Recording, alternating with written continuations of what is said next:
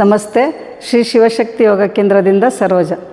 ಇವತ್ತು ಹಲಾಸನ ವಿತ್ ಸಪೋರ್ಟಲ್ಲಿ ಹೇಗೆ ಮಾಡೋದು ಅಂತ ಹೇಳಿ, ಕಾಲು ಕೆಳಗಿಟ್ಟು ಮಾಡೋರು, ಸಣ್ಣ ಇರೋರು ಮಾಡ್ತಾರೆ, ದಪ್ಪ ಇರೋರು ಹಲಾಸನ ಮಾಡುವಾಗ ಎಷ್ಟು ಈಸಿಯಾಗಿ ಮಾಡ್ಬೋದು ಅನ್ನೋದನ್ನು ಇವತ್ತು ನೋಡೋಣ. ಜ್ಯೋತಿಯವ್ರು ಮಾಡಿ ತೋರಿಸ್ತಾರೆ. ಕೂತ್ಕೊಳ್ಳಿ. ಈಗ ನಿಧಾನ ಮಲಕ್ಕೊಳ್ಳಿ ಹಿಂದಕ್ಕೆ. ಇಲ್ಲಿ 3 ಬ್ಲ್ಯಾಂಕೆಟ್ ಹಾಕ್ಕೊಂಡಿರೋದು, ಕೆಳಗಡೆ ಕೂತಿರೋದು, ಭುಜಗಳು ಬ್ಲ್ಯಾಂಕೆಟ್ ಎಡ್ಜಿಂದ ಒಳಗಡೆ ಇರಬೇಕು, ಕೆಳಕ್ಕೆ ಹೋಗಬಾರ್ದು, ಕುತ್ತಿಗೆ ತಲೆ ಕೆಳಗಡೆ ಇರಬೇಕು. ಈಗ ನಿಧಾನ ಕಾಲು ಮೇಲಕ್ಕೆ ತೊಗೊಳ್ಳಿ.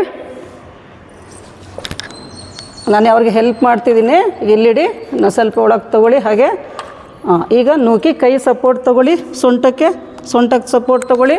ಹಾಗೆ ನೋಡಿ, ಈ ಥರ ತಳ್ಳಿದಾಗ ಈ ಭಾಗ ಹಿಂದಕ್ಕೆ ಬರಬೇಕು.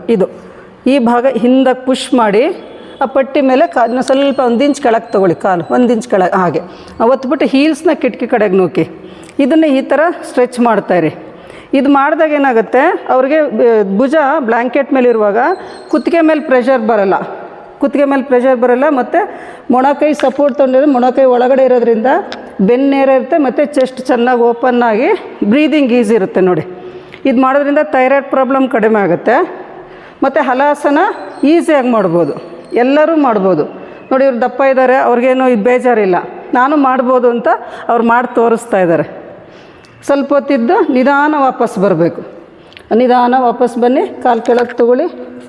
ಹಾಗೆ ಅಲ್ಲೇ ರಿಲ್ಯಾಕ್ಸ್ ಮಾಡಿ, ಸ್ವಲ್ಪ ಹೊತ್ತು ರಿಲ್ಯಾಕ್ಸ್ ಮಾಡ್ಕೋಬೇಕು. ಈ ಥರ ವಿತ್ ಸಪೋರ್ಟ್ ಚೇರಲ್ಲೂ ಮಾಡ್ಬೋದು. ಇಲ್ಲಿ ಕಟ್ಟೆ ಇರೋದ್ರಿಂದ ಕಟ್ಟೆ ಮೇಲೆ ಕಾಲಿಟ್ಟು ಹೇಗೆ ಮಾಡೋದು ಅಂತ ತೋರಿಸಿದ್ದೀನಿ. ಇದೆಲ್ಲರೂ ಉಪಯೋಗ ಪಡ್ಕೊಳ್ಳಿ. ನಂದು ಯೂಟ್ಯೂಬ್ ಚಾನಲ್ ನೋಡಿ ಸಬ್ಸ್ಕ್ರೈಬ್ ಮಾಡ್ಕೊಳ್ಳಿ. ಎಲ್ರಿಗೂ ತಲುಪಿಸಿ, ಶೇರ್ ಮಾಡಿ. ಎಲ್ಲರೂ ಇದ್ರ ಉಪಯೋಗ ಪಡ್ಕೊಳ್ಳಿ. ನಮಸ್ತೆ.